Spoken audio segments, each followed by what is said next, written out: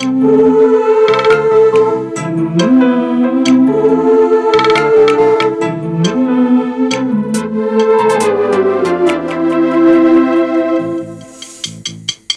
విధి విచిత్రాల నిధి,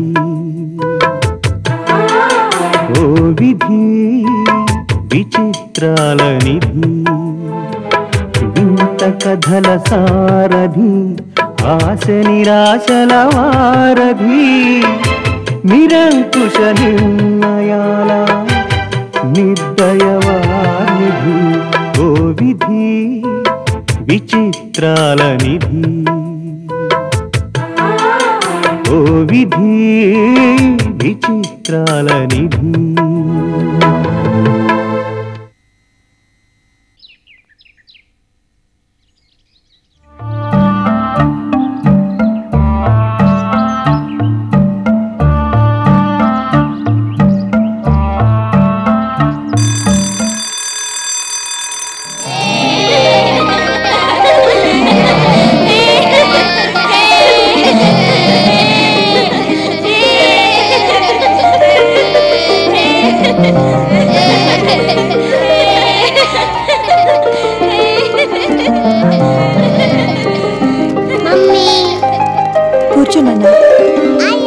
రా బాబు కూర్చో.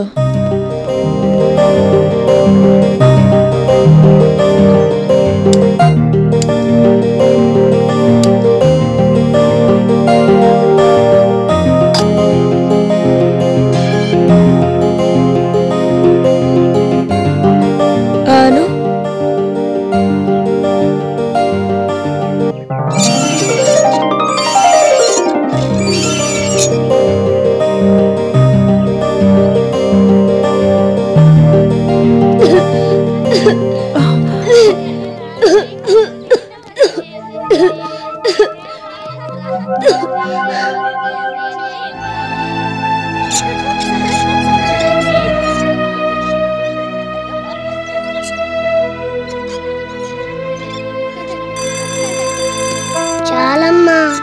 ఈ ఒక్క ముద్ద తినమ్మా. వద్దమ్మా, ఆయాసం వస్తుంది. బెల్ కొట్టేశారు, క్లాస్ రూమ్ కి వెళ్తాను. పోనీ మంచినీళ్ళైనా తాగమ్మా.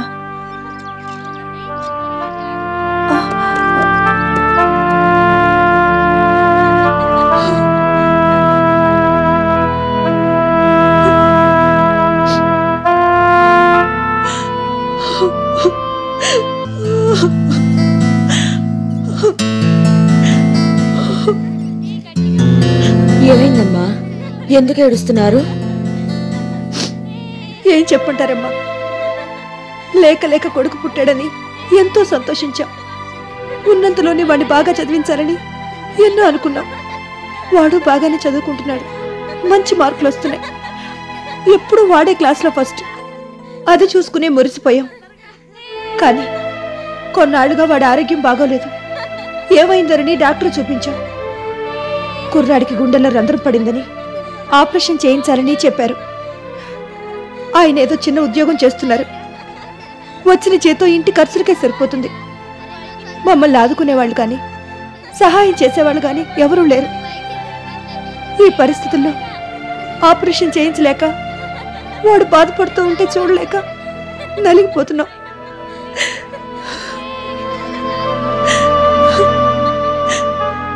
కన్ను తల్లిగా వాడి పరిస్థితి చూసి ఏడవటం తప్ప నేనేం చేయగలను? ఊరుకోండమ్మా, మీకొచ్చిన కష్టం సామాన్యమైనది కాదు. అయినా ఏం చేయగలం? ఇలాంటప్పుడే ధైర్యంగా ఉండాలి.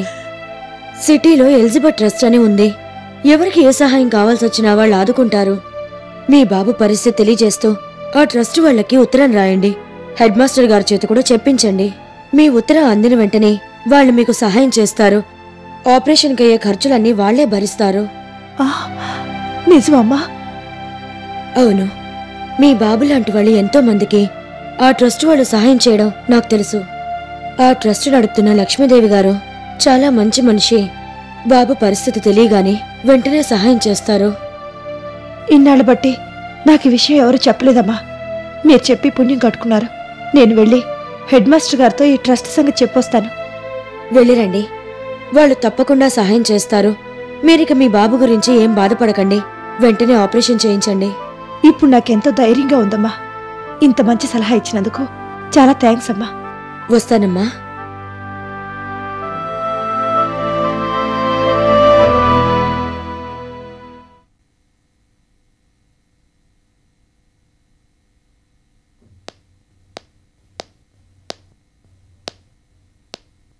ఏంటత్తయ్య అంత సీరియస్గా చదువుతున్నావు?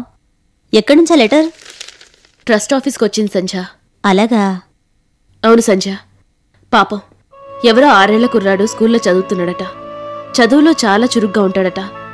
ఈ మధ్య ఆరోగ్యం బాగుండడం లేదని డాక్టర్లకు చూపిస్తే గుండెలో చిన్న హోలుందని వెంటనే ఆపరేషన్ చేయాలని చెప్పారట. ఆపరేషన్కి అయ్యే ఖర్చు భరించే స్థితిలో లేవని ఎలాగైనా సహాయం చేసి ఉన్న ఒక్క కొడుకు ప్రాణాలు నిలబెట్టమని రిక్వెస్ట్ చేస్తూ ఎంతో దీనంగా అబ్బాయి తండ్రి రాశాడు. ఆ స్కూల్ హెడ్ మాస్టర్ గారు కూడా రికమెండ్ చేశారు. వింటేనే బాధగా ఉందత్తయ్య. అమ్మమ్మకి ఈ విషయం చెప్పి వెంటనే ట్రస్ట్ ద్వారా ఆపరేషన్ అయ్యేలా చూద్దాం. అలాగే సంజ. ఇక్కడికి దగ్గరలోనే వాళ్ళూరు. నేనొకసారి అక్కడికి వెళ్ళి ఆ అబ్బాయిని చూసి వాళ్ళ పేరెంట్స్తోనూ హెడ్ మాస్టర్తోనూ మాట్లాడొస్తాను. దాన్ని బట్టి ఏం చేయాలో చూద్దాం. ఓకే అత్తయ్య. నీకు టైముండి వెళ్ళగలిగితే వెళ్ళు, లేదంటే నేను వెళ్ళొస్తాను. నేనున్నదే ట్రస్ట్ పనుల కోసం. పర్వాలేదులే, నేనే వెళ్తాను. వాళ్లతో మాట్లాడొచ్చిన తర్వాత అత్తయ్యతో చెప్పి తప్పకుండా ఆపరేషన్ జరిగేలా చూద్దాం.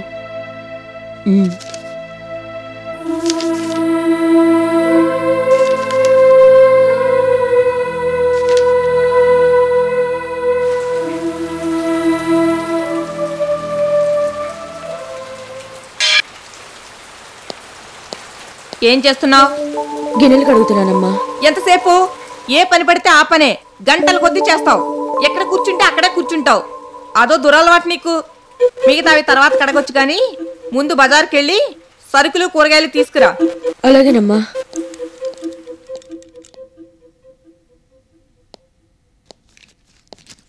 ఇదిగో 500 ఇస్తున్నాను.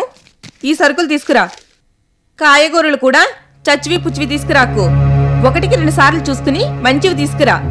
ఎక్కువ దూరం నడవాలని పక్కనున్న చిల్లర దుకాణంలో తీసుకురాకు. సెంటర్లో ఉన్న సూపర్ బజార్కి వెళ్ళు. అక్కడైతే తగ్గింపు రేట్లకి ఇస్తారు. అలాగేనమ్మా.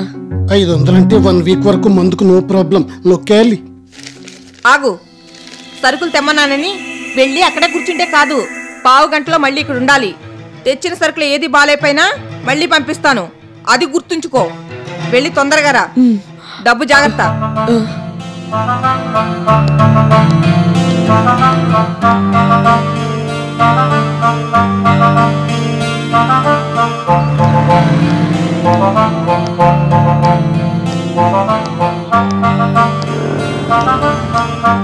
రాజమ్మ, ఇదిగో రాజమ్మ ఆగు. ఇదిగో రాజమ్మ ఆగు. అలా పిలుస్తుంటే వినిపించుకోకుండా వెళ్ళిపోతామే. చెవుడేమన్నా ఉందా? వినపడలేదు బాబు. మీరేంటి బాబు ఇలా వచ్చారు? అమ్మగారు ఇంకేమైనా తెమ్మన్నారా? సరుకులు తెమ్మని లేదు, నిన్ను అర్జెంటుగా ఇంటికి రమ్మన్నారు. దేనికి బాబు? అదంతే. నిన్ను పంపించగానే అర్జెంటుగా వెళ్లాల్సిన పనేదో గుర్తొచ్చిందట. తాను కట్టుకోవాల్సిన చీరేదో కనబడడం లేదని గొడవ చేస్తుంది. ముందు మీరు వెళ్ళి రాజమ్మను వెంటనే ఇంటికి పంపించండి అని నన్ను తన్ని తగలేసినంత పనిచేసింది. అందుకనే ఉరుకులు పరుగుల మీద వచ్చాను. ఆ సరుకులు నేను తెస్తాను. ఆ డబ్బు సంచి నా మొహాన పారేసి నువ్వు అర్జెంటుగా ఇంటికెళ్ళు. షాప్ దగ్గరికి వచ్చేసాను కదా బాబు. ఏకంగా సరుకులు తీసుకుని వెళ్ళిపోతాను. నువ్వు తీసుకెళ్తావు సరే, నేను వెంటనే పంపించకపోతే ఆవిడ నన్నింట్లోకి రానివ్వదు. అయినా నేను తీసుకొస్తాను కదా, నువ్వు వెళ్ళు. అమ్మగారు ఏమన్నా అంటారేమో బాబు. ఏమిటనేది? ఆవిడ పంపించమంటేనే వచ్చి నీకు చెప్పాను గాని అరుకులు మోసుకెళ్ళడం నాకు సరదా ఏం కాదు. అది కాదు బాబు. ఇదిగో అక్కడ అమ్మగారు నీ మీద కోపంతో చిందులు దొక్కుతున్నారు. నువ్వు వెంటనే వెళ్ళకపోతే ఆ కోపంతో నిన్ను పనిలోంచి తీసేస్తారు. ముందు నువ్వు వెళ్ళు. అంత కోపంగా ఉన్నారా బాబు? మరి లేకపోతే నేనెందుకు పరిగెత్తుకొస్తాను? అయితే వెళ్తాను బాబు. ఇదిగో ఆ డబ్బు సంచి నా మొహాన్ని కొట్టేసి వెళ్ళు. ఆ సరుకులేవో నేను తెస్తాను. ఇదిగో మీ అమ్మగారిలాగే నీకు కూడా డబ్బులు ఇవ్వడానికి చేతులు రావనుకుంటాను. ముందు ఇచ్చి వెళ్ళు.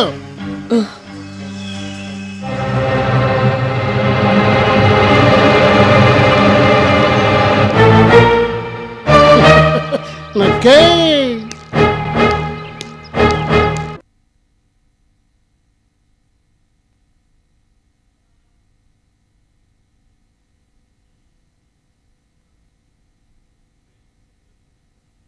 నువ్వేంటి చేతులు ఉప్పుకుంటూ వచ్చావు? సంచి సరుకులేవి? మోయడానికి బద్ధకం వేసి షాపులో కుర్రాడి చేతి పంపించమని చెప్పొచ్చావా? లేదమ్మా, అయ్యగారు అయ్యగారు అయ్యగారు రోడ్డు మీద కనపడి ఏదో అర్జెంటు పనుందట, నేను వెంటనే ఇంటికి రమ్మన్నారు. సరుకులు నేను తెస్తాను కానీ ముందు నువ్వు ఇంటికి వెళ్ళు అని పంపించారమ్మా. ఆయన అలా అనగానే పని తప్పింది కదా అని డబ్బు సంచి ఆయన చేతిలో పెట్టొచ్చావా? అది కాదమ్మా, అయ్యగారు తెస్తానన్నారు కదా అని ఇచ్చాను. ఏంటి ఆయన తెచ్చేది? ఆయన తెచ్చేగడికి నిన్నెందుకు బజారుకు పంపిస్తాను? ఆ మాత్రం ఇంగిత జ్ఞానం కూడా లేదా నీకు? నేను తెస్తానన్నా అయ్యగారు వినిపించుకోకుండా డబ్బు సంచి తీసేసుకున్నారమ్మా. బుద్ధి లేకపోతే సరే, నేను చెప్పిందేంటి, నువ్వు చేసిందేంటి? ఇప్పుడు ఆ డబ్బులతో ఆయన పీకల దాకా తాగేసి వస్తాడు. అయ్యో అయ్యో, ఒకటా రెండా? 500 ఆ దరిద్ర చేతిలో పెట్టొచ్చావు. అవి ఇంక పోయినట్టే. ఆ డబ్బు నాకు ఎలా వస్తుంది? నువ్విస్తావా, నీ బాబిస్తాడా, నీ మొగుడిస్తాడా? అయినా నీతో నాకు మాటలు అనవసరం. ఆ డబ్బులతో ఆయన సరుకులు తెస్తే సరి, లేదంటే 500 నువ్విచ్చుకోవాల్సిందే. నెలకింతని నీ జీతంలో పట్టుకుంటాను. అది కాదమ్మా, చేసి నిర్వాకం చాలు కానీ నాకింకేం చెప్పకు. ఉన్నది పోయింది, ఉంచుకుంది పోయిందని, డబ్బు పోయింది, సరుకులు పోయినాయి. మరోసారి ఇలాంటి పని చేస్తే మాటలతో చెప్పను. చేసిన దరిద్ర పని చాలక ఏడుపు మొహం పెట్టుకుని ఇంకా ఇక్కడెందుకు? ఎక్కడ పని అక్కడ మూలుగుతుంది, లోపలికి తగలడు. ఎక్స్క్యూజ్ మీ, ఏమిటి దుర్గా, పొద్దున్నే పెద్ద ఆవిడతో మీటింగ్ పెట్టా? పని సరిగ్గా చేయటం లేదా? పాపం వయసు అయిపోయింది కదా, కొంచెం మంది వేసుకుంటే కానీ పని చేయడం కష్టమే. Take it easy. పని మనిషి సంగతి ఎందుకు గాని, నువ్వు ఫుల్గా తాగొచ్చావు కదా? సరే, ఫుల్గా తాగలేదు, హాఫ్లో హాఫే తాగాను. నీ మీద దొట్టు. తాగితే తాగావు కానీ సరుకులు తెస్తానన్నావట, ఏవి? సరుకులా? Just a minute.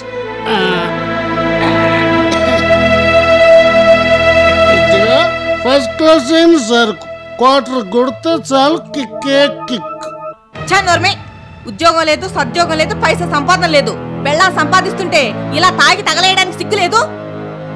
ఊరుకో, నువ్వు మరీ జోకులేస్తావు. మందేసుకోవడానికి సోడా కావాలి కానీ సిగ్గెందుకు? ఆహా, సోడాలు చికెన్ పీసులు అమర్చి పెట్టడానికి ఇక్కడ నీ బాబు సొమ్మే లేదు కానీ తాగుడికి మొత్తం 500 తగలేసావా? చేసా, అలాంటి తప్పుడు పనులు నేనెందుకు చేస్తాను? మరైతే ఎంత మిగిలిందో అదేనే ఇవ్వు. ఇచ్చేసేది నీ 500తో పాత బాకీ తీర్చేసాను, కొత్త బాటిల్ తెచ్చుకున్నాను. ఇప్పుడు ఈ బ్యాలెన్స్ తప్ప ఇంకేం మిగలలేదు. చిచి, నీలాంటి తాగుబోతు వెదవతో మాట్లాడమే బుద్ధి తక్కువ. కరెక్ట్, ఇప్పుడు నువ్వు నాకు నచ్చావు. భర్తలు మందేసుకొస్తే భార్యలు మౌనంగా ఉండాలి తప్ప ఎక్కువగా మాట్లాడకూడదు. అది మహాపతివ్రతల లక్షణం. నేను డబ్బు ఇవ్వడం లేదని నువ్వు రాజమ్మని మాయ చేసి కొట్టేశావన్నమాట. ఆయన నిన్ను కాదు, నీకు డబ్బు ఇచ్చినందుకు రాజమ్మని అనాలి. ఇలాంటి తెలివి తక్కువ పనిచేసినందుకు 500 జీతంలో పట్టుకుంటే ఇప్పటికైనా బుద్ధి వస్తుంది. చూడు, అది మీ లేడీస్ వ్యవహారం, దానికి నాకు సంబంధం లేదు. నేను మందు మీద ఉన్నాను కదా, బాగా ఆకలిగా ఉంది. నువ్వు ఫుడ్ రెడీ కాగానే పిలువు, కాస్త తినేసి ప్యాకెట్కి వెళ్ళిపోతాను. ఓకేనా? See you, bye. చూసావుగా, ఇదంతా నువ్వు చేసిన నిర్వాకమే. ఇంకా ఎందుకు ఇక్కడ? లోపల తగలడు.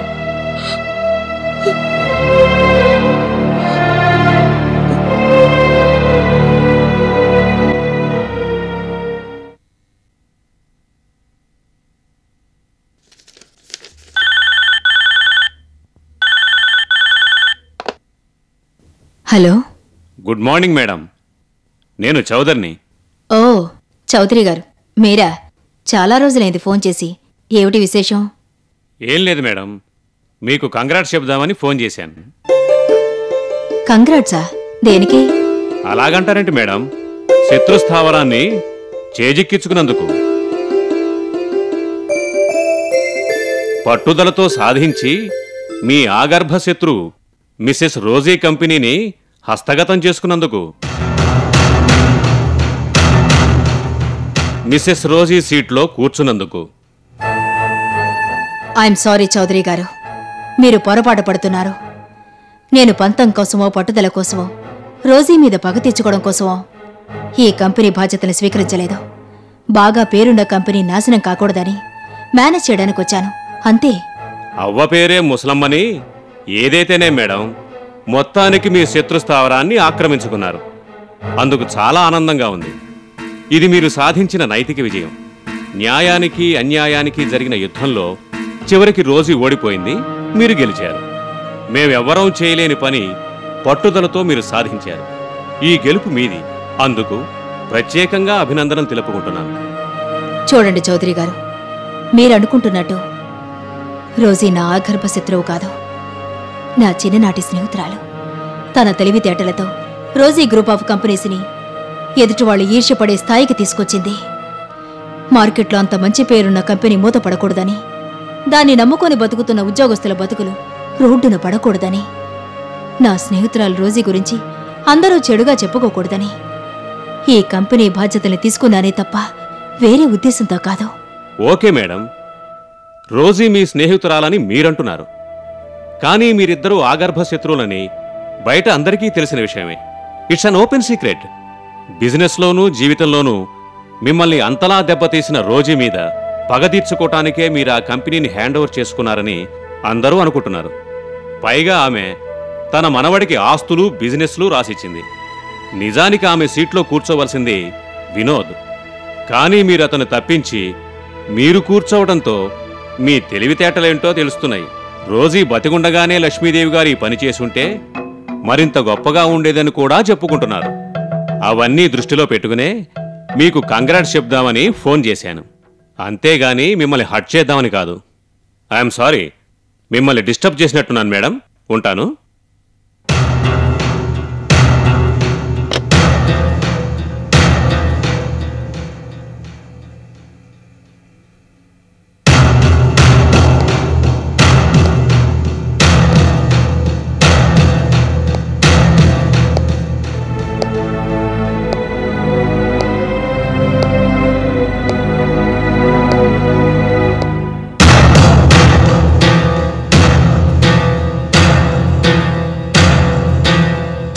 బిజినెస్లోనూ జీవితంలోనూ మిమ్మల్ని అంతలా దెబ్బతీసిన రోజీ మీద పగ తీర్చుకోవటానికే మీరు ఆ కంపెనీని హ్యాండ్ ఓవర్ చేసుకున్నారని అందరూ అనుకుంటున్నారు.